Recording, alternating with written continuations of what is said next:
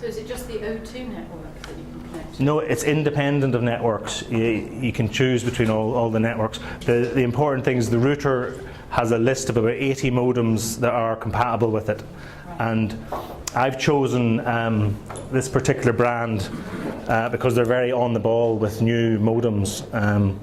There's half a dozen 3G routers sort of commonly available. They're very hard to buy in a shop, but you can get them online. But this brand I've found is second to none in terms of supporting new modems and actually working and delivering the functionality that it promises. How much does that cost? I'm selling this for £110, 115 including delivery. I've got some today for 100 if anyone's interested, but movingwifi.com is where you can buy them in the UK. And what are the ongoing costs of using that with your laptop? It's the same as with the dongle. So this dongle is a pay-as-you-go T-Mobile, £2 a day or £15 a month. And that's generally the sort of operators are all competing, and that's generally the pricing structure they've got. Or you can go with a bill pay dongle, and there's a whole lot of different tariffs. So That's the price. Variable depending on your main, the person with whom you have your mobile phone. Yeah. Okay. And they have a sort of traffic cap that will come with whatever thing you sign up to, that if you use more than half a gigabyte of traffic in one day, you'll get charged extra, and it's the extra that's the expensive bit. You need to avoid going over your cap. Okay. Thank you. I've heard that these being used as backup broadband in offices, if the router remains on and static for a certain period of time, then the mobile phone companies turn off that SIM card. Is that correct? It's news to me, because how would they know particularly that it's not Because just... it hasn't changed cells.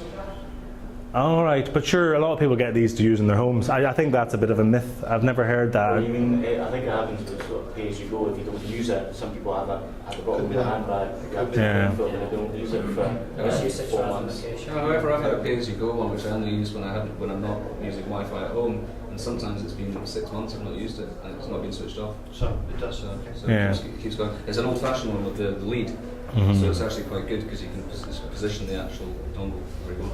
Yeah, it's interesting in the marketplace that the operators often bring out their own routers, but they generally tie them into a 18-month contract, and you have to buy them, and it's good to be aware that you can just get an independent router that'll do the job.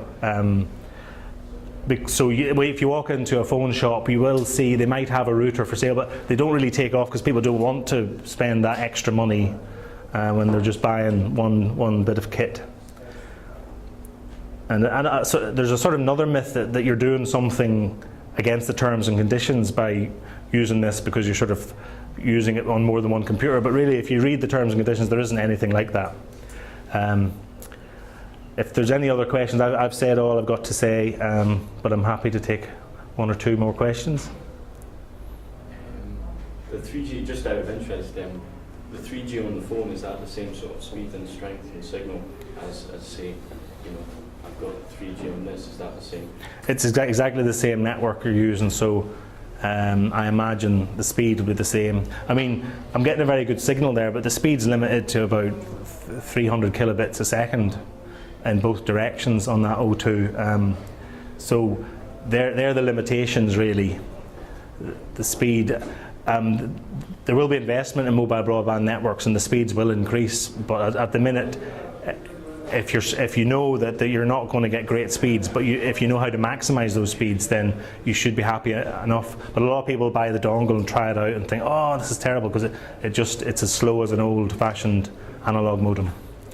But unless you can maximise your speed by positioning and knowing where your masts are, and so that it helps that the operators provide quite cheap pay-as-you-go deals. So then you can have a handful of dongles and use whichever one works best. On that note, I'm going to finish up. There are too many dongles. Thank you. Thanks very much.